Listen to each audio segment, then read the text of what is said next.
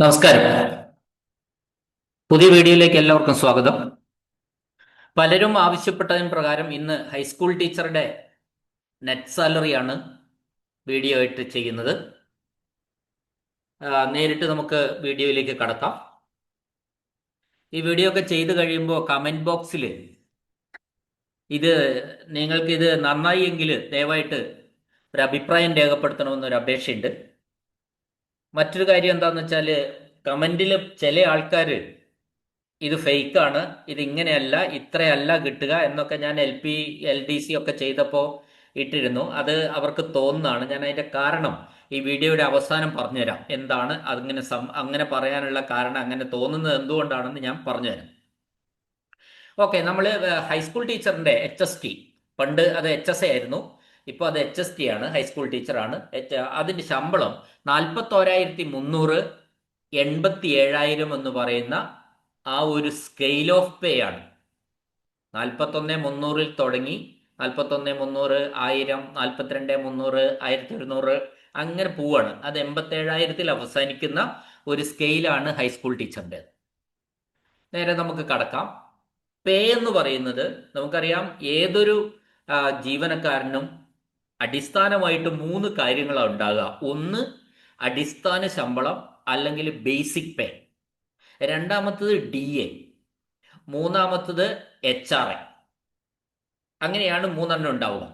ഇവിടെ പേ എന്ന് പറയുന്നത് അതെല്ലാവർക്കും ഈ 3 കാര്യങ്ങളും ഉണ്ട്. ചിലർക്ക് അതിൽ കൂടുതൽ വരുന്നുണ്ട്, അലവൻസ് ഒക്കെ, അത് ഞാൻ പറയാം. അപ്പോ പേ അല്ലെങ്കിൽ അടിസ്ഥാന ശമ്പളം അല്ലെങ്കിൽ ബേസിക് പേ ഹൈസ്കൂൾ ടീച്ചറിന് 41,300 ആണ്. ഈ 41,300 പിന്നീട് കിട്ടുന്നത് അതിന്റെ 18%. അതായത് ഈ വീഡിയോ ചെയ്യുന്ന 2025 സെപ്റ്റംബറിലെ കാര്യമാണ് ഞാൻ പറയുന്നത്. ഇപ്പോ കേരളത്തിലെ സംസ്ഥാന ഗവൺമെന്റ് ജീവനക്കാർക്കും അധ്യാപകർക്കും ലഭിക്കുന്ന DA എന്ന് പറയുന്നത് 18%. 18% of the basic pay. Basic പേയുടെ 18%. അപ്പൊ 41,300ന്റെ 18%മാണ് 7,434 രൂപ. അപ്പൊ അത് DA ആണ്. ഡിയർനെസ് അലവൻസ് എന്ന് പറയും, മലയാളത്തിൽ ക്ഷാമബത്ത എന്ന് പറയും. 18% ക്ഷാമബത്തയാണ് അല്ലെങ്കിൽ DA ആണ് ഇപ്പോൾ ജീവനക്കാർക്ക് നൽകുന്നത്. ആ ക്ഷാമബത്ത അഥവാ ജീവനക്കാരുടെ DA എന്ന് പറയുന്നത് ഒരു വർഷത്തിൽ 2 തവണ പ്രഖ്യാപിക്കും. അതിന്റെ പ്രാബല്യം എന്ന് പറയുന്നത് എല്ലാ വർഷവും ജനുവരി 1 ജൂലൈ 1 അത് പ്രഖ്യാപിക്കുന്നത് കേന്ദ്ര ഗവൺമെന്റാണ്. കേന്ദ്ര ഗവൺമെന്റ് നിലവിൽ ഇന്ത്യ രാജ്യത്തുള്ള പണപ്പെരുപ്പത്തിന്റെ അളവിനനുസരിച്ചുള്ള ഒരു ശതമാനമായിട്ടാണ് കേന്ദ്ര ഗവൺമെന്റ് പ്രഖ്യാപിക്കുക. ആ ശതമാനം എന്ന് പറയുന്നത് അടിസ്ഥാന ശമ്പളത്തിന്റെ, ഓരോരുത്തർക്കും അടിസ്ഥാന ശമ്പളം വ്യത്യാസം ഉണ്ടാവും. ഇപ്പോൾ ഒരു OA ആണെങ്കിൽ 23,000 ആയിരിക്കും അയാളുടെ അടിസ്ഥാന ശമ്പളം. അതൊരു ക്ലർക്ക് ആണെങ്കിൽ അടിസ്ഥാന ശമ്പളം 26,500 ആയിരിക്കും. ഒരു UPSC ആണെങ്കിൽ 35,600 ആയിരിക്കും. ഇങ്ങനെ ഓരോ കാറ്റഗറിയിലുമുള്ള ജീവനക്കാരുടെ അടിസ്ഥാന ശമ്പളം വ്യത്യാസമായിരിക്കും. ആ അടിസ്ഥാന ശമ്പളത്തിന്റെ ഇത്ര ശതമാനം എന്താണ് കേന്ദ്ര ഗവൺമെന്റ് പ്രഖ്യാപിക്കുക. ആ പ്രഖ്യാപനത്തിന് ശേഷം കുറച്ച് കഴിയുമ്പോൾ അതേ DA സംസ്ഥാന ഗവൺമെന്റ് ജീവനക്കാർക്കും നമ്മളുടെ സംസ്ഥാനം പ്രഖ്യാപിക്കും. ആ സമയത്ത് നമുക്ക് കിട്ടും. അങ്ങനെയാണ് നടക്കുന്നത്. അപ്പൊ ഇപ്പോ നമുക്ക് കിട്ടുന്ന 18% DA ആണ്. 41,300ന്റെ 18% എന്ന് പറയുന്നത് 7,434 ആണ്. പിന്നെ വരുന്നത് HRA ആണ്. അത് ഞാൻ ഇവിടെ എഴുതാൻ വിട്ടുപോയതാണ്. DA എന്നും HRA എന്നും ആ ബ്ലാങ്കിൽ DAയും ആണ്, താഴെ HRA ആണ്. HRA 1,652 രൂപയാണ് ഞാനിവിടെ രേഖപ്പെടുത്തിയിട്ടുള്ളത്. അതായത് നമ്മൾ ഈ HRA, അതായത് ഹൗസ് റെന്റ് അലവൻസ്, വീട്ടുവാടക എന്ന് പറയും. അപ്പോൾ വീട്ടുവാടക നമ്മൾ പ്രഖ്യാപിക്കുന്നത് നമ്മൾ ഈ ജോലി ചെയ്യുന്ന സ്ഥാപനം എവിടെയാണ് എന്നതിനെ അടിസ്ഥാനപ്പെടുത്തിയ.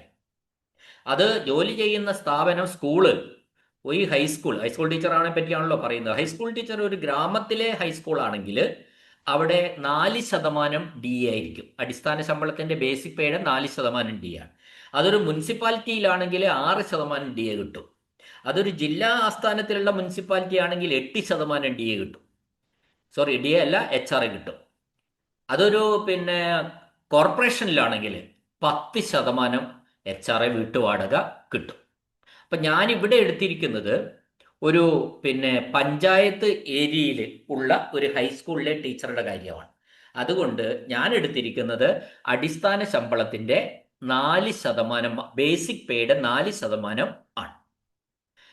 ഇനി മറ്റൊരു കാര്യം കൂട്ടത്തിൽ പറയട്ടെ, ചില ജീവനക്കാര് അധ്യാപകരാണെങ്കിലും ഒക്കെ തന്നെ ഗവൺമെന്റ് ക്വാർട്ടേഴ്സുകളിൽ താമസിക്കുന്നവരുണ്ട്.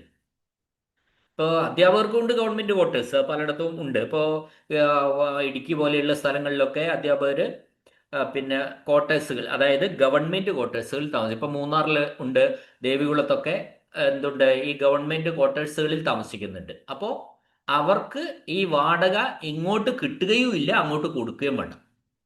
അവിടെ താമസിക്കുന്നതിന് HR കട്ട് ചെയ്യും. HR ബില്ലിൽ ക്ലെയിം ചെയ്യാൻ പാടില്ല, അത്രയേ ഉള്ളൂ. അപ്പോൾ അവിടെ ചുരുക്കി പറഞ്ഞാൽ എന്താ, നമുക്ക് ഈ 1652 രൂപയ്ക്ക് അവിടെ താമസിക്കാം, HR കൊടുക്കണ്ട എന്നേ ഉള്ളൂ. അങ്ങനെയെങ്കിൽ അതിന്റെ ഗ്രോസ് സാലറി ഈ 3 കൂടെ കൂട്ടി കിട്ടുന്നതാണ് 50,386 രൂപ. ഈ 50,386 രൂപയാണ് ഒരു ഹൈസ്കൂൾ ടീച്ചർ കയറിയ ഉടൻ, സർവീസിൽ കയറിയ ഉടൻ 1 വർഷത്തിനുള്ളിൽ കിട്ടുന്ന ഗ്രോസ് സാലറി എന്ന് പറയുന്നത് 50,386 രൂപയാണ്. 1 കൊല്ലം കഴിഞ്ഞാൽ ഈ ടീച്ചർക്ക് ഇൻക്രിമെന്റ് കിട്ടും. അതിവിടെ പറയണം. അപ്പോൾ എല്ലാം മാറും, കംപ്ലീറ്റ് മാറും. 1 കൊല്ലം കഴിയുമ്പോൾ കിട്ടുന്ന ഇൻക്രിമെന്റ് അടിസ്ഥാന ശമ്പളത്തിലാണ് ഇൻക്രിമെന്റ് വർദ്ധിക്കുക. അടിസ്ഥാന ശമ്പളത്തിൽ ആദ്യത്തെ ഇൻക്രിമെന്റ് ഇവിടെ 1000 രൂപയാണ്. അപ്പോൾ 1 വർഷം കഴിയുമ്പോൾ 41,300 42,300 ആവും. അപ്പോൾ DA എന്തായി, 42,300ന്റെ 18% ആവും. ചിലപ്പോൾ ആ ശതമാനം അടുത്ത കൊല്ലം മാറാം. പിന്നെ HRAയോ, അപ്പം 42,300ന്റെ 4%, ഇത്തരത്തിലും മാറ്റം. അപ്പോൾ ഗ്രോസ് സാലറിയും മാറ്റം വരും. ഇത് നമ്മൾ മനസ്സിലാക്കുക. ഇനി ഡിഡക്ഷൻസിലേക്ക് കുറവുകൾ എന്തൊക്കെയാണ് ചെയ്യുക? ഈ ശമ്പള ബില്ലിൽ ശമ്പള വിതരണ ഉദ്യോഗസ്ഥൻ ഏതൊക്കെ തരത്തിലുള്ള കുറവുകളാണ് ഈ ടീച്ചർക്ക് വരുത്തുക എന്ന്. 2013 ശേഷമുള്ള ജീവനക്കാരൊക്കെ തന്നെ നാഷണൽ പെൻഷൻ സ്കീമിൽ അംഗങ്ങളായിരിക്കണം, നിർബന്ധമാണത്. പെൻഷൻ പരമ്പരാഗതമായി ലഭിച്ചുകൊണ്ടിരിക്കുന്ന തരത്തിലുള്ള പെൻഷൻ ഇവർക്കില്ല, മറിച്ച് കോൺട്രിബ്യൂട്ടറി പെൻഷനാണ്, അതായത് NPS എന്ന് പറയും. അത് എങ്ങനെയാ കണക്കൂട്ടെന്ന് പറഞ്ഞാൽ ബേസിക് പേ പ്ലസ് DA, ആ ബേസിക് പേയുടെയും DAയുടെയും കൂട്ടിക്കിട്ടുന്ന സംഖ്യയുടെ 10%, അതായത് ഇത് രണ്ടും കൂടെ കൂട്ടിയാൽ 48,734 കിട്ടും. ആ 48,734ന്റെ 10%മാണ് NPS എന്ന് പറയുന്നത്. ആ 10% നമ്മൾ ഇതിലേക്ക് അടയ്ക്കണം. നമ്മൾ അടയ്ക്കുക എന്ന് പറഞ്ഞാൽ നമ്മുടെ DDO, ശമ്പളം വിതരണം ചെയ്യുന്ന ഉദ്യോഗസ്ഥൻ, അത് നമ്മളെടുത്തുനിന്ന് പിടിച്ച് നമ്മളെ അക്കൗണ്ടിൽ ക്രെഡിറ്റ് ചെയ്യും. അതേ സംഖ്യ ഗവൺമെന്റും അടയ്ക്കും. അതാണ് കോൺട്രിബ്യൂട്ടറി എന്നത് പറയുന്നത്. ഈ 4,873 രൂപ ഗവൺമെന്റിന്റെ കോൺട്രിബ്യൂഷനായിട്ട് ഗവൺമെന്റും അടയ്ക്കും. നമ്മൾ 4,873 രൂപ എവിടുന്ന് അടയ്ക്കും? നമ്മളെ ഈ കിട്ടിയ ഗ്രോസ് സാലറി 50,386 നിന്ന് പിടിച്ച് അതടയ്ക്കും. എന്നാൽ നമ്മളെടുത്തുനിന്ന് പിടിക്കുന്നതല്ല ഗവൺമെന്റ് കോൺട്രിബ്യൂഷൻ. അത് പ്രത്യേകമായിട്ട് നമ്മൾ മനസ്സിലാക്കണം. അപ്പൊ ശരിക്കും ഈ ശമ്പളം എന്ന് പറയുന്നത് ഈ 4,873 ഗവൺമെന്റ് കോൺട്രിബ്യൂട്ട് ചെയ്യുമ്പോൾ ശരിക്കും നമ്മുടെ ഗ്രോസ് സാലറി എന്ത് വരും? 55,000-ന് മുകളിലാണ്. അത് ഗവൺമെന്റ് കോൺട്രിബ്യൂട്ട് ചെയ്യുന്നത് പലരും ഇവിടെ പറയുന്നില്ല എന്ന് മാത്രമേ ഉള്ളൂ. അങ്ങനെ ഒരു സംഭവം കൂടി ഇതിനകത്തുണ്ട്. അത് ഗവൺമെന്റ് വേറെ എടുത്താണ് അടയ്ക്കുന്നത്. അപ്പോൾ ഗ്രോസ് സാലറിയിൽ അതും ശരിക്കും വരേണ്ടതാണ്. ഞാനിവിടെ പറയുന്നത് മാത്രമേ അല്ല, ഞാനത് കൂട്ടുന്നില്ല. ഓക്കെ ആണെന്ന് വിചാരിക്കുന്നു. പേ പ്ലസ് DAയുടെ 10%മാണ് NPSലേക്കുള്ള കോൺട്രിബ്യൂഷൻ. ഇനി അടുത്തത് നമുക്ക് നിർബന്ധമായിട്ട് വേണ്ട ഒരു സംഗതി പ്രോവിഡന്റ് ഫണ്ടാണ്. ഈ NPSലേക്കുള്ള കോൺട്രിബ്യൂഷൻ എല്ലാവർക്കും 10%ആയിട്ട് നമ്മൾ ചെയ്യാറുള്ളൂ. ഗവൺമെന്റും ആ 10% അടയ്ക്കും, അത്ര തന്നെ. പ്രോവിഡന്റ് ഫണ്ടിലേക്ക് അടിസ്ഥാന ശമ്പളം പ്ലസ് DA ഇല്ല. അടിസ്ഥാന ശമ്പളത്തിന്റെ 6%മാണ് മിനിമം അടയ്ക്കേണ്ടത്. മിനിമമാണ് കേട്ടോ. ആ 6%ത്തിന്റെ മിനിമം ഞാൻ ഇവിടെ എടുത്തിട്ടുള്ളൂ. 2,478 രൂപ, അതായത് 41,300ന്റെ 6% എന്ന് പറയുന്നത് 2,478 രൂപയാണ്. അപ്പോൾ ഈ 2,478 എങ്കിലും അടയ്ക്കണമെന്നാ പറയുന്നുള്ളൂ. നമുക്കത് 3,000 അടയ്ക്കാം, നമുക്കത് 4,000 അടയ്ക്കാം. 5000 അടയ്ക്കുക, എത്ര വേണമെങ്കിലും അടയ്ക്കാം. PF അങ്ങനെ കൃത്യമായിട്ട് 6% മിനിമം അടച്ചിരിക്കണം എന്ന് മാത്രമേ ഉള്ളൂ. അപ്പം നമ്മളിവിടെ അതിന് ഡീറ്റെയിൽ ആയിട്ട് ഞാൻ പറയാം. അടുത്തത് ഗ്രൂപ്പ് ഇൻഷുറൻസ്. ഗ്രൂപ്പ് ഇൻഷുറൻസിൽ 800 രൂപയാണ് ഈ 41,387,000 എന്ന് പറയുന്ന സ്കെയിൽ ഓഫ് പേയിൽ ജോലി ചെയ്യുന്നവർക്ക് 800 രൂപയാണ് ഗ്രൂപ്പ് ഇൻഷുറൻസിലേക്ക് അടയ്ക്കേണ്ടത്. ഈ ഗ്രൂപ്പ് ഇൻഷുറൻസിന്റെ ഒരു ആനുകൂല്യം എന്ന് പറയുന്നത് ഇതൊരു ഗ്രൂപ്പ് ഇൻഷുറൻസാണ്. നമ്മൾക്ക് വലിയ എന്തെങ്കിലും ആക്സിഡന്റുകൾ വന്നാൽ, അംഗഭംഗം വരുന്ന രീതിയിലുള്ള ആക്സിഡന്റുകൾ വന്നാൽ നമുക്ക് ഗ്രൂപ്പ് ഇൻഷുറൻസിൽ നിന്ന് പണം കിട്ടും. അല്ല, നമ്മൾ ഇല്ലാതായി കഴിഞ്ഞാലും ഈ ഗ്രൂപ്പ് ഇൻഷുറൻസിൽ നിന്ന് അതിൻ്റെ ഏറ്റവും കൂടുതൽ ബെനിഫിറ്റ് അത്തരം സാഹചര്യങ്ങളിലാണ്. അല്ലാത്ത പക്ഷം 60 വയസ്സാവുമ്പോൾ നമുക്ക് ഇത് അടച്ച പൈസയും അതിൻ്റെ ചെറിയൊരു പലിശയും കൂട്ടി ഗ്രൂപ്പ് ഇൻഷുറൻസ് തിരിച്ചു തരും. ഒരിക്കലും ഇതൊരു സേവിങ്സ് അല്ല, ഒരു ഇൻഷുറൻസ് സ്കീമാണ്. അതായത് ലൈഫ് ആയിട്ട് ബന്ധപ്പെട്ട കാര്യങ്ങളാണ്. അല്ലാതെ ഒരു സേവിങ്സ് ആയിട്ട് നമ്മൾ GISനെ കാണാൻ കഴിയില്ല. അപ്പൊ GISലേക്ക് നിർബന്ധമായിട്ടും അടയ്ക്കേണ്ട സ്ലാബിൽ അടയ്ക്കേണ്ടത് 800 രൂപയാണ്. വേണമെങ്കിൽ നമുക്ക് അതിൻ്റെ ഇരട്ടി വരെ അടയ്ക്കാം. 800 എന്നുള്ളത് 1600 വരെ അടയ്ക്കാം. സാധാരണഗതിയിൽ അങ്ങനെ വളരെ കുറഞ്ഞ, കാരണം 1800 പകരം 1600 അടച്ചാൽ നല്ല മെച്ചമാണ്. എങ്ങനെയാണെങ്കിൽ നമ്മൾ ഇല്ലാതായാലേ ആ മെച്ചം കിട്ടുള്ളൂ. അപ്പോൾ സ്വാഭാവികമായിട്ടും അധികം ആൾക്കാരും അത് ചെയ്യാത്തതിന്റെ കാരണം നമ്മൾ ഇല്ലാതായി എന്ന് വിശ്വസിക്കാൻ തക്കവണ്ണം പലരും തയ്യാറാവാത്തതുകൊണ്ടായിരിക്കാം. അങ്ങനെയെങ്കിൽ എന്നുള്ള ചിന്തിക്കാൻ ഉള്ള ഒരു മാനസികാവസ്ഥ ഉണ്ടാവാത്തതുകൊണ്ടായിരിക്കാം സാധാരണഗതിയിൽ ആ സ്ലാബിൽ എത്രയാണോ വേണ്ടത് അത് തന്നെ അടയ്ക്കാറുള്ളൂ. ഇനി SLI, സ്റ്റേറ്റ് ലൈഫ് ഇൻഷുറൻസ്, അതും നിർബന്ധമാണ്. അതിന് ഒരു പോളിസി നമ്മൾ എടുക്കണം. സ്റ്റേറ്റ് ലൈഫ് ഇൻഷുറൻസിൻ്റെയും ഗ്രൂപ്പ് ഇൻഷുറൻസിൻ്റെയും രണ്ടും ഒരു ഓഫീസാണ്. ആ ഓഫീസ് എല്ലാ ജില്ലാ ആസ്ഥാനങ്ങളിലും ഉണ്ട്. ജില്ലാ ഇൻഷുറൻസ് ഓഫീസ് എന്നാണ് അതിൻ്റെ പേര്. അവിടെ നമ്മൾ ആദ്യത്തെ പ്രീമിയം അടച്ചിട്ടാണ് നമ്മൾ എടുക്കേണ്ടത്. ഈ പ്രീമിയം കണക്കാക്കുന്നത് എങ്ങനെയാണെന്ന് വെച്ചാൽ 800 എന്ന് പറയുന്നത് P+DAയുടെ, അതായത് 41,300 74,34 കൂട്ടിയ സംഖ്യയുടെ 1.5%. ശതമാനം കണ്ടാൽ നമുക്ക് 731 രൂപ കിട്ടുക. 1.5%. അതിന് നെക്സ്റ്റ് 100ലേക്ക് റൗണ്ട് ചെയ്യും. അപ്പൊ 731ന്റെ അടുത്ത 100ന്റെ റൗണ്ടിങ് എന്ന് പറയുന്നത് 800 ആണ്. അപ്പൊ ഇവിടെ SLI 800 ആണ് അടയ്ക്കേണ്ടത്. SLIയും വേണമെങ്കിൽ നമുക്ക് കൂട്ടി അടയ്ക്കാം. ഇപ്പോൾ 800 ഇടയ്ക്കിടയ്ക്ക് ഈ പോളിസി, അഡീഷണൽ പോളിസി എടുക്കേണ്ടി വരും. അപ്പോൾ 800 ഉള്ളവർ എന്ത് ചെയ്യാം, നമുക്ക് 1000 അടയ്ക്കാം. അപ്പോൾ അടുത്ത കാലത്തൊന്നും ഈ പിന്നെ ബേസിക് പേ മാറുന്നതിനനുസരിച്ച് തൊട്ടടുത്ത വർഷങ്ങളിലൊന്നും നമുക്കൊരു പുതിയ പോളിസി എടുക്കേണ്ടതായിട്ട് വരില്ല. അടുത്ത് നമ്മൾ മെഡിസപ്പ് ആണ്. അതായത് ജീവനക്കാരുടെയും പെൻഷൻകാരുടെയും അധ്യാപകരുടെയും ഒക്കെ ആരോഗ്യ ഇൻഷുറൻസ് ആണ് ഈ മെഡിസപ്പ് എന്ന് പറയുന്നത്. അതിലേക്ക് നിലവിൽ 2025 സെപ്റ്റംബറിലെ കോൺട്രിബ്യൂഷൻ എന്ന് പറയുന്നത് 500 രൂപയാണ്. വരുന്ന മാസങ്ങളിൽ അത് 750 ആകും എന്ന് പറയുന്നു. ഓർഡർ ആയിട്ടില്ല, അതുകൊണ്ട് ഞാനിവിടെ പറയുന്നില്ല. അങ്ങനെ നമുക്ക് വരുന്നത് 9451 രൂപയാണ്. മിനിമം പിടുത്തമാണ്. നമ്മളത് മനസ്സിലാക്കണം, മിനിമം ആണ് കേട്ടോ.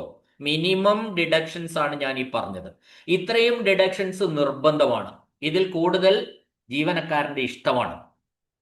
അങ്ങനെ പറയാൻ പറ്റും. നമ്മൾ ഓഫീസിൽ റിക്വസ്റ്റ് കൊടുത്താൽ ഇതിൽ കൂടുതൽ എത്രത്തോളം പിടിക്കണമെന്ന് വെച്ചാൽ അത് എല്ലാത്തിലും ഇല്ല. ഞാൻ പറഞ്ഞല്ലോ. അപ്പൊ 9451 രൂപയാണ് ഡിഡക്ട് ചെയ്യുന്നത്.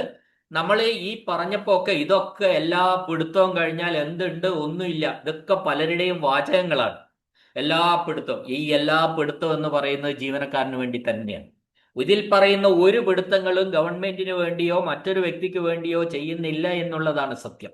എല്ലാം ജീവനക്കാരന്റെ ഇൻഷുറൻസ് സംബന്ധമായും അവന്റെ ആരോഗ്യ സംബന്ധമായും അവന്റെ എന്താ പറയണ്ടേ സമ്പാദ്യങ്ങളായിട്ടും മാത്രമാണ് ഈ സംഖ്യകളൊക്കെ പിടിക്കുന്നത് അല്ലെങ്കിൽ ഡിഡക്റ്റ് ചെയ്യുന്നത് എന്ന് നമ്മൾ തിരിച്ചറിയേണ്ടിയിരിക്കുന്നു. അപ്പൊ ഞാൻ നെറ്റ് സാലറിയിലേക്ക് അടുക്കാണ്. നെറ്റ് സാലറി എന്ന് പറയുന്നത് 50,386 കുറയ്ക്കണം 9,451. അപ്പൊ നമുക്ക് എത്ര കിട്ടും? 40,935 രൂപയാണ് നെറ്റ് സാലറി കയ്യിൽ കിട്ടുക. 40,935 രൂപ കയറിയ ഉടൻ ഒരു HS ഹൈസ്കൂൾ ടീച്ചർ കയറിയ ഉടൻ 1 വർഷത്തിനുള്ളിലുള്ള സാലറിയാണ്, നെറ്റ് സാലറിയാണ് ഞാൻ ഇവിടെ പറഞ്ഞത്. എന്നാൽ ചില ആൾക്കാർ ഇതിനെ ഒരു വിമർശിക്കുന്നവരുണ്ടാവാം. അത്രയൊന്നും കിട്ടുന്നില്ലല്ലോ, എനിക്കെന്താ സംഭവിച്ചത് എന്നൊക്കെ, എനിക്ക് അത്രയും കിട്ടുന്നില്ല, ഈ വീഡിയോയിൽ പറഞ്ഞത് തെറ്റാണ് എന്നൊക്കെയുള്ള രീതിയിൽ പലരും പറയും. അതെന്തുകൊണ്ടാണെന്നാണ് ഞാനിവിടെ പറയുന്നത്. ഈ പിന്നെ വീഡിയോയിൽ പറഞ്ഞ കാര്യം മിനിമം ഡിഡക്ഷൻസ് നടത്തിയിട്ടുള്ള കാര്യങ്ങളാണ്. അതായത് ഏറ്റവും കുറവ്, ഓരോന്ന് ഞാൻ വിശദീകരിച്ചു തരാം. ഏറ്റവും കുറവ് മാത്രം പറഞ്ഞിട്ടാണ് ഞാനിവിടെ പറഞ്ഞിട്ടുള്ളൂ. ഇതിൽ കൂടുതൽ നമുക്ക് ചെയ്യാം. ഇപ്പൊ എന്നെ സംബന്ധിച്ചത് ഞാനിതൊരു കേട്ടറിവോ അല്ലെങ്കിൽ വേറെ എവിടെന്നെങ്കിലും നോക്കിയെടുത്തിട്ടൊന്നും പറയുന്നല്ല. ഞാൻ ഈ ഡ്രോയിങ് ആൻഡ് ഡിസ്ബേഴ്സിങ് ഓഫീസർ ആയിരുന്നു, DDO ആയിരുന്നു, അഥവാ ശമ്പള വിതരണ ഉദ്യോഗസ്ഥനായിരുന്നു ഞാൻ. അതുകൊണ്ടാണ് വളരെ കൃത്യമായിട്ട് ഞാൻ കാര്യങ്ങൾ പറയുന്നത്. അപ്പൊ നിങ്ങൾക്ക് ഇതുമായി ബന്ധപ്പെട്ട ഏത് സംശയം ഉണ്ടെങ്കിലും എന്നെ വിളിച്ചാൽ ഞാൻ പറഞ്ഞു തരും. അപ്പോൾ ഇതിൽ എന്താ സംഭവിക്കുക എന്ന് പറഞ്ഞാൽ, NPS ഓക്കെ, അത് 10%, ഗവൺമെന്റ് 10%. PF, ഇവിടെ കണ്ട PF നിങ്ങൾ നോക്ക്, 2478 രൂപയാണ്. അപ്പൊ ആ 2478 ഇടാൻ മിക്കവാറും ആൾക്കാർ തയ്യാറാവില്ല. കിടന്നോട്ടെ, ഒരു 3000 കിടന്നോട്ടെ എന്ന് പറയും. അപ്പൊ നമ്മൾ ഒരു റിക്വസ്റ്റ് കൊടുക്കണ്ട, അവര് പിന്നെ നമ്മൾ ശമ്പളം പ്രോസസ് ചെയ്യുന്ന ക്ലർക്കിനോട് പറഞ്ഞാൽ മതി, എന്റെ PF 3000 ആക്കിക്കോളൂ. അപ്പൊ 3000 ആയി. ചില ആൾക്കാർ എന്ത് ചെയ്യും, പൈസയ്ക്ക് അത്യാവശ്യമുള്ളവർ വളരെ ഇത് മാത്രം കിട്ടിയിട്ട് ഓരോ മാസവും വീട്ടിലെ കാര്യങ്ങളെല്ലാം നടത്തിക്കൊണ്ട് പോകുന്നവർക്ക് ഒരുപാട് ഡിപ്പോസിറ്റ് ചെയ്യാൻ പറ്റുന്നുണ്ടാവില്ല. ചില ആൾക്കാർ PF 5000 ഇട്ടോട്ടെ. അപ്പോൾ ഈ 2478 പകരം ചില ആൾക്കാർക്ക് എന്തുണ്ടാവും, 5000 PF ഉണ്ടാവും. പൈസ തീരെ ആവശ്യമില്ലാത്തവരെന്ത് പറയും, PF 10,000 ഇട്ടേക്കാൻ പറയും. അപ്പോൾ PF 10,000 ആവും. ഇവിടെ എന്താ മെച്ചം എന്താന്ന് വെച്ചാൽ, PF ഇടുമ്പോൾ ഉള്ള ഒരു അഡ്വാൻറ്റേജ് എന്താന്ന് പറഞ്ഞാൽ, ആ ഇട്ട പൈസയ്ക്ക് ഓരോ വർഷവും 8% വീതം പലിശ കിട്ടും. ആ ഒരു വർഷത്തെ മുതലിന്റെ 8% കൂട്ടി ആ പലിശ ആ മുതലിനോട് കൂട്ടിയിട്ടാണ് അടുത്ത വർഷത്തെ പലിശ കൂട്ടുക. അപ്പൊ ശരിക്കും ഒരു ക്യുമുലേറ്റ് ചെയ്യാണ്, കോമ്പൗണ്ട് ഇൻട്രസ്റ്റിന്റെ സ്വഭാവത്തിലേക്ക് അത് വരുന്നുണ്ട്. അപ്പൊ അതുകൊണ്ട് ആൾക്കാര് അത് പറയും. അപ്പോ 10,000 രൂപ PF ഒരാൾക്ക് ഒരിക്കലും ഇത്രയും നെറ്റ് സാലറി കിട്ടില്ല. എന്ത് വരും, ആ 2478 പകരം 10,000 കുറയ്ക്കണം അവിടെ.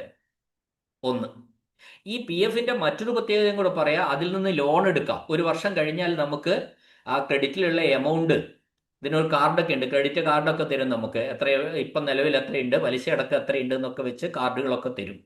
അത് വെച്ചിട്ട് നമുക്ക് നിലവിൽ നമ്മുടെ ക്രെഡിറ്റിലുള്ളതിന്റെ 75%, അല്ലെങ്കിൽ ലോണ് രണ്ടാം തവണ ലോൺ എടുക്കുമ്പോൾ അത് ഇക്വേഷൻ വെച്ചിട്ടാണ് ചെയ്യുക, 3A-B/4 എന്ന് പറയുന്ന സൂത്രവാക്യം വെച്ചിട്ടാണ് ചെയ്യുക. എന്ത് പറഞ്ഞാലും 60-75% ലോൺ എടുക്കാം. അപ്പൊ സപ്പോസ് നമ്മൾ വിചാരിക്കുക അത് 36 തവണയായിട്ട് ലോൺ എടുത്താൽ തിരിച്ചടയ്ക്കണം, ടെമ്പററി അഡ്വാൻസ് എന്ന് പറയും. അപ്പം വിചാരിക്കും നിങ്ങൾ 10,000 രൂപ PF കോൺട്രിബ്യൂഷൻ ഇട്ടു നമ്മൾ, പിന്നെ ഒരു കൊല്ലം കഴിഞ്ഞപ്പോൾ ലോൺ എടുത്തു.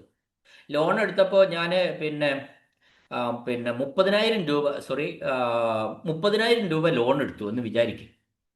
അത് 30 തവണയായിട്ട് 1000 വെച്ച് തിരിച്ചടയ്ക്കാനാണ് ഞാൻ ഓർഡർ ആക്കിയത്. അപ്പൊ എന്ത് വരും, PF 1000 രൂപ തിരിച്ചടവും വരും, 10,000 രൂപ കോൺട്രിബ്യൂഷനും വരും. അപ്പൊ 11,000 രൂപ PF കുറയ്ക്കണം ഇവിടെ. അപ്പോ നെറ്റ് സാലറി അത്രയും കുറഞ്ഞില്ലേ, കുറയും. ഇനി ഗ്രൂപ്പ് ഇൻഷുറൻസ് 800, സാധാരണ ആരും കൂട്ടിയിടാറില്ല ഗ്രൂപ്പ് ഇൻഷുറൻസിന്. വേണമെങ്കിൽ 1,600 വരെ ഇടാം, അതിന്റെ ഇരട്ടി ഇടാം. അപ്പോഴും ടോട്ടൽ ഡിഡക്ഷൻ കൂടിയില്ലേ, കൂടി. SLI 800 പകരം 1000 ഇടാം. ചില ആൾക്കാർ 800 അല്ല ഇടുക, അടുത്ത 1000 കിടക്കട്ടെ എന്ന് പറഞ്ഞാൽ 1000 ഇടും. മനസ്സിലാക്കേണ്ട ഒരു കാര്യം എന്താണെന്ന് വെച്ചാൽ, ഇത്തരം ഇൻഷുറൻസ് പോളിസികളൊക്കെ തന്നെ GS ആയാലും SLI ആയാലും കുഴപ്പമില്ല എന്ന് നമുക്ക് തോന്നുമെങ്കിലും ഒരിക്കലും അതൊരു ഇൻവെസ്റ്റ്മെന്റ് സ്കീം അല്ല. അത് നമ്മൾ ലൈഫ് ഇൻഷുറുമായിട്ട് ബന്ധപ്പെട്ട കാര്യങ്ങളാണ്. അപ്പൊ നമ്മൾ ഒരു ഇൻവെസ്റ്റ്മെന്റുമായിട്ട് ഇതിനെയൊന്നും കണക്കാക്കേണ്ട ഈ ഇൻഷുറൻസുകളെ ഒന്നാണ് ഞാൻ പറയാനുള്ളത്. അപ്പൊ കഴിഞ്ഞ ദിവസം ഒരു ടീച്ചർ എന്നെ വിളിച്ചിരുന്നു. ആ ടീച്ചർ SLI കുഴപ്പമില്ല എന്ന് കേട്ടു, മെച്ചപ്പെട്ട ഒരു സ്കീമാണെന്ന് കേട്ടതിന്റെ അടിസ്ഥാനത്തിൽ 3,000 രൂപ ടീച്ചർ SLI കിട്ടും. അപ്പൊ SLI 3,000 മന്ത്ലി പിന്നെ ഡിഡക്ഷൻ ഉള്ള ഒരു പോളിസിയാണ് നമുക്ക് കിട്ടുക. അപ്പൊ പിന്നെ അത് കുറയ്ക്കാനൊന്നും പറ്റില്ല, അതാണ് ഒരു കുഴപ്പം. PF വേണമെങ്കിൽ നമുക്ക് കൂട്ടുകയോ കുറയ്ക്കുകയോ ചെയ്യാം. എന്നാൽ SLI ഒരിക്കലും നമ്മൾ പ്രീമിയം നിശ്ചയിച്ച് പൈസ അടച്ച് അത് ഇൻഷുറൻസ് പ്രീമിയം കിട്ടിയാൽ, പോളിസി കിട്ടിയാൽ അത് ആ 60 വയസ്സ് വരെ അതേ സംഖ്യ നമ്മൾ, അല്ലെങ്കിൽ അതിൽ കൂടുതൽ സംഖ്യ, ചാർന്നവരാണെങ്കിൽ അത് അടയ്ക്കേണ്ടി വരും. അപ്പൊ നോക്കുക, PF, GIS, SLI ഈ മൂന്നിലും മാറ്റങ്ങൾ വരുത്താനുള്ള ഒരു സ്വാതന്ത്ര്യം ആർക്കുണ്ട്, ഈ ജീവനക്കാർക്കുണ്ട്. അപ്പൊ തീർച്ചയായിട്ടും ഈ നെറ്റ് സാലറി ഇതില് മിക്കവാറും പേർക്ക് ഇതില് കുറവായി. ഇപ്പൊ പി എഫിൽ തന്നെ ലോൺ എടുത്തു, ഒരു ലോൺ എടുത്ത് 6 മാസം കഴിഞ്ഞാൽ വീണ്ടും അടുത്തെടുക്കാം, അതിന്റെ 6 മാസം കഴിഞ്ഞാൽ വീണ്ടും അടുത്തെടുക്കാം. അപ്പൊ അങ്ങനെ എടുക്കുമ്പോ എന്ത് വരും? തിരിച്ചടവ് ഇങ്ങനെ കൂടിക്കൊണ്ടിരിക്കും. തിരിച്ചടയ്ക്കുന്ന ഇൻസ്റ്റാൾമെന്റ് സംഖ്യകൾ ഇങ്ങനെ കൂടിക്കൊണ്ടിരിക്കും എന്നുള്ളതാണ് കുഴപ്പം. അതിനനുസരിച്ച് നമുക്ക് കയ്യിൽ കിട്ടുന്ന നെറ്റ് സാലറി കുറഞ്ഞ് കുറഞ്ഞ് കുറഞ്ഞ് വരും. നമ്മൾ മനുഷ്യരങ്ങനെയാണല്ലോ. ഒരു ചെറിയ അത്യാവശ്യം വന്നാൽ എവിടുന്ന എളുപ്പത്തിൽ കിട്ടുക? ഒന്നുകിൽ നമ്മൾ പണയം വെക്കാറുണ്ട്, അല്ലെങ്കിൽ പി എഫിൽ നിന്ന് പെട്ടെന്ന് ലോൺ എടുക്കാമല്ലോ. ഈ പി എഫിൽ നിന്ന് ലോൺ എടുക്കുമ്പോഴും നമ്മൾ ചിന്തിക്കേണ്ട ഒരു കാര്യം, ആ പി എഫ് ലോണിന് നമ്മൾ 8% പലിശ കൊടുക്കുന്നുണ്ട് എന്നുള്ളതാണ്. എന്താ കാരണം? പി എഫിൽ കിടന്നായിരുന്നെങ്കിൽ നമുക്ക് 8% പലിശ കിട്ടും. പി എഫിൽ നിന്ന് ലോൺ എടുക്കുമ്പോൾ ആ പൈസ കുറച്ചിട്ടുള്ള പൈസക്കാണ് നമ്മൾ 8% ഇൻട്രസ്റ്റ് നമുക്ക് കിട്ടുക. അതിന്റെ ഫലത്തിൽ എന്താ വരിക?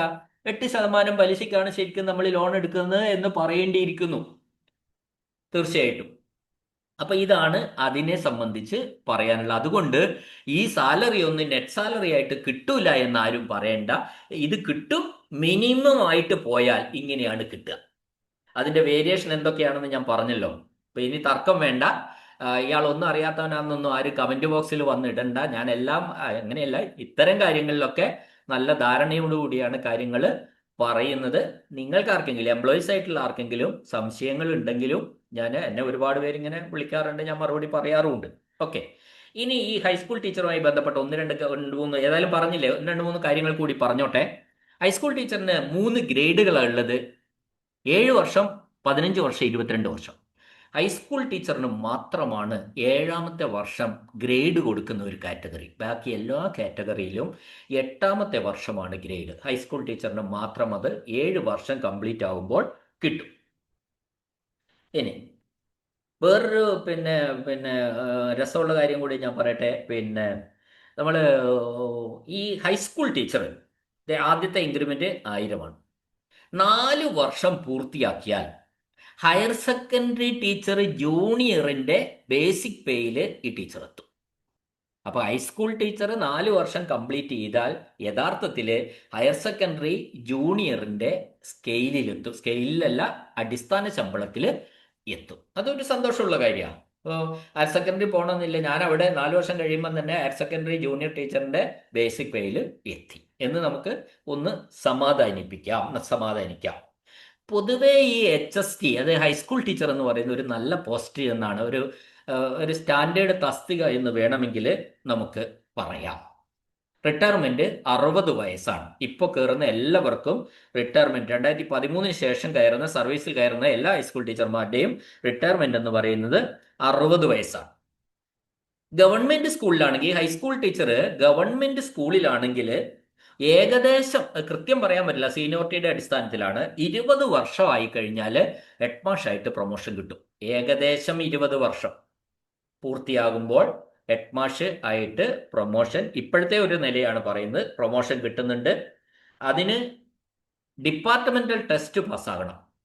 ഡിപ്പാർട്ട്മെന്റ് ടെസ്റ്റ് എന്ന് പറയുന്നത് ഒരു അക്കൗണ്ട് ടെസ്റ്റ്, ലോവർ എന്ന് പറയുന്ന ആ 4 പേപ്പറും, പിന്നെ Kerala education acts and rules എന്ന് പറയുന്ന ഒരു പേപ്പർ, അങ്ങനെ 5 പേപ്പർ പാസ്സാകുന്നവർക്കാണ് ആ പ്രൊമോഷൻ ഉള്ളൂ. ഈ ഹൈസ്കൂൾ, ഗവൺമെന്റ് ഹൈസ്കൂൾ ഹെഡ്മാസ്റ്റർ എന്ന് പറയുന്നത് ഒരു ഗസറ്റഡ് റാങ്കിലുള്ള തസ്തികയാണ്. ഗസറ്റഡ് ഓഫീസറാണ് ഗവൺമെന്റ് ഹൈസ്കൂൾ ഹെഡ്മാസ്റ്റർ. അപ്പൊ തീർച്ചയായിട്ടും ഒരു നല്ല പോസ്റ്റ് തന്നെയാണ്.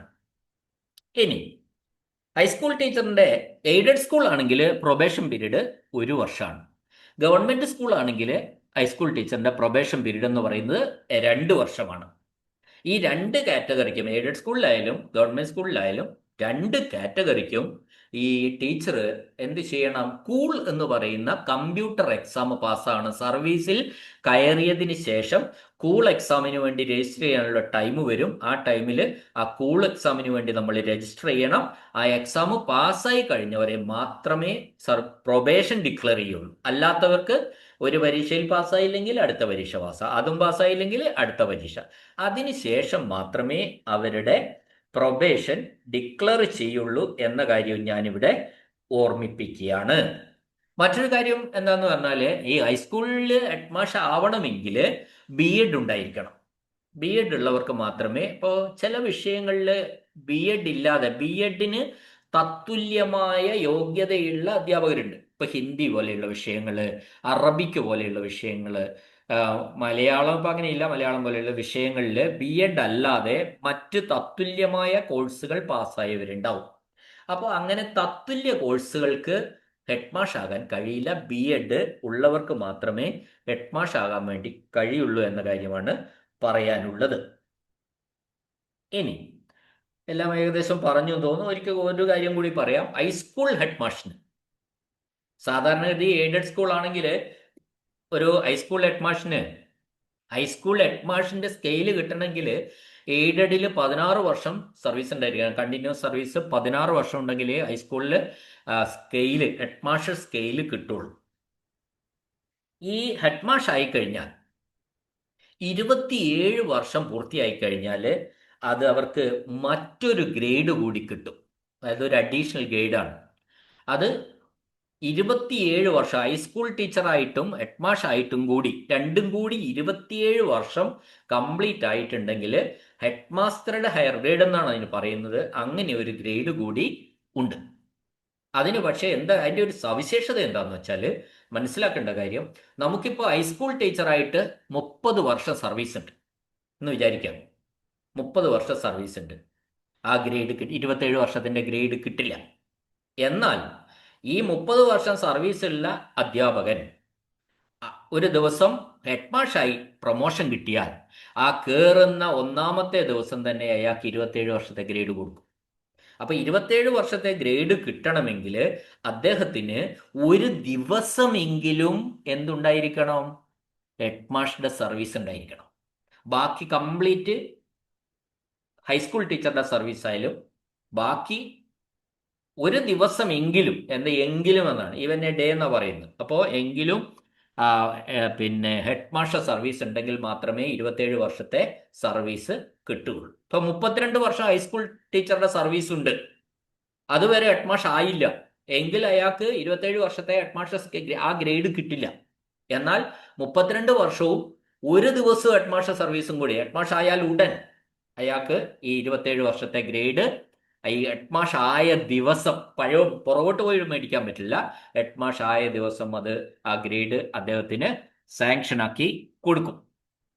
ഓൾമോസ്റ്റ് എല്ലാ കാര്യങ്ങളും ഇപ്പോൾ ഒരു ഹൈസ്കൂൾ ടീച്ചർ ആവാൻ ഇപ്പൊ ഇവിടെ പറയേണ്ട ഈ വീഡിയോയിൽ പറയേണ്ട കുറച്ച് കാര്യങ്ങളുണ്ട്. ലേശം അധികവും ഞാൻ പറഞ്ഞിട്ടുണ്ട്, എല്ലാ കാര്യങ്ങളും പറഞ്ഞിട്ടുണ്ട്, ഉൾപ്പെടുത്തിയിട്ടുണ്ട്. ഇതാണ് ഒരു ഹൈസ്കൂൾ ടീച്ചറിനെ സംബന്ധിച്ച് പറയാനുള്ളത്. ഈ കയ്യിൽ കിട്ടുന്ന സാലറിയെ സംബന്ധിച്ചിട്ടുള്ള കോൺട്രവേഴ്സി ഉണ്ടാവാം. 40,935 ഒന്നും എനിക്ക് കിട്ടുന്നില്ലല്ലോ എന്ന് ചിന്തിച്ചാൽ ഞാൻ പറഞ്ഞതാണ് അതിന്റെ കാരണങ്ങളൊക്കെ. അത് വീഡിയോയിൽ ഞാൻ കൃത്യമായിട്ട് പറഞ്ഞിട്ടുണ്ട്. അപ്പോൾ ചിലർക്ക് 30,000 കിട്ടുന്നുണ്ടാവുള്ളൂ, ചിലർക്ക് 28 കിട്ടുന്നുണ്ടാവുള്ളൂ. അതൊക്കെ അവര് ചെയ്തു വെച്ചിരിക്കുന്ന PF കോൺട്രിബ്യൂട്ട് ചെയ്തിരിക്കുന്ന സംഖ്യ കൂടിയിട്ടുണ്ടാവും, PF നിന്ന് ലോൺ എടുത്തിട്ടുണ്ടാവും, SLA കൂട്ടി അടച്ചിട്ടുണ്ടാവും, GIS കൂട്ടി അടച്ചിട്ടുണ്ടാവും. ഇത്തരം കാര്യങ്ങൾ ചെയ്യുമ്പോൾ ഡിഡക്ഷൻസ് എമൗണ്ട് കൂടുകയും നമ്മുടെ നെറ്റ് സാലറി കുറയുകയും ചെയ്യും എന്ന കാര്യം കൂടി നമ്മൾ ഓർത്തിരിക്കുക. ഹെഡിങ് മാത്രം കണ്ട് ഒറ്റയടിക്ക് ഇത്ര കൈ കിട്ടും അത്ര കൈ കിട്ടും എന്ന് നമ്മൾ പറയരുത്.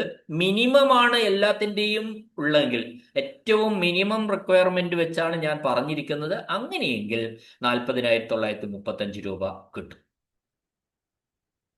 വീഡിയോ പിന്നെ എല്ലാവർക്കും ഹെൽപ്ഫുൾ ആയിരിക്കും എന്ന് ഞാൻ വിചാരിക്കുന്നു. വീഡിയോ കാണുന്നവർ ഒരുപക്ഷെ ഹൈസ്കൂൾ പിന്നെ പരീക്ഷ എഴുതിയവരുണ്ടാവാം, ഹൈസ്കൂളിൽ എയ്ഡഡ് സ്കൂളിൽ കയറാനിരിക്കുന്നവരുണ്ടാവും, കയറിയിട്ട് അപ്രൂവൽ ആവാനിരിക്കുന്നവരുണ്ടാവും, പുറമെ B.Edന് പഠിച്ചുകൊണ്ടിരിക്കുന്നവരുണ്ടാവും, ഒക്കെ അവരുടെ രക്ഷിതാക്കൾ ഉണ്ടാവും. അങ്ങനെ പിന്നെ അവരെ പറ്റി അറിയാൻ ആഗ്രഹമുള്ള പൊതുസമൂഹം ഉണ്ടാവും. എല്ലാവർക്കും വേണ്ടിയിട്ടാണ് ഈ വീഡിയോ. തീർച്ചയായിട്ടും ഇത് ഹെൽപ്ഫുൾ ആയിരിക്കും. നിങ്ങൾക്കിത് ഇഷ്ടപ്പെട്ടിട്ടുണ്ടാവും. തീർച്ചയായിട്ടും നിങ്ങൾ എന്നെ സഹായിക്കേണ്ടത് എങ്ങനെയാണെന്ന് വെച്ചാൽ എനിക്ക് നിങ്ങളെ ഒരു കമൻറ്റ് കേൾക്കാൻ താല്പര്യമുണ്ട്. തീർച്ചയായും നിങ്ങളത് തുറന്ന് ഈ കമൻറ്റ് ബോക്സിൽ ഒന്ന് എഴുതണം. പിന്നെ ഇത് നിങ്ങൾക്ക് മനസ്സിലാവുന്നുണ്ടോ, നിങ്ങൾക്ക് ഹെൽപ്ഫുൾ ആണോ എന്നുള്ള കാര്യം ഒന്ന് എഴുതുക എന്ന് പറയുന്നത് എന്നെക്കുറിച്ച് എനിക്ക് ഒരു സന്തോഷമുള്ളൂ. കാരണം ഞാനിത് കുറേ നേരം ഇങ്ങനെ സംസാരിച്ച് പറയുകയാണല്ലോ, ഡീറ്റെയിൽസ് ഈ ടേബിളൊക്കെ ഞാൻ ഉണ്ടാക്കിയിട്ടാണല്ലോ ഈ വീഡിയോ ഉണ്ടാക്കിയത്. ഒപ്പം നിങ്ങൾ എൻ്റെ ചാനൽ സബ്സ്ക്രൈബ് കൂടി ചെയ്യണം എന്ന് തന്നെയാണ് എൻ്റെ ഒരു ആഗ്രഹവും എൻ്റെ ഒരു അഭ്യർത്ഥനയും. എനിവേ എന്നെ പിന്നെ കേട്ട എ- എല്ലാവർക്കും നന്ദി, നമസ്കാരം. മറ്റൊരു വീഡിയോ ആയിട്ട് നമുക്ക് വീണ്ടും കാണാം. നന്ദി, നമസ്കാരം.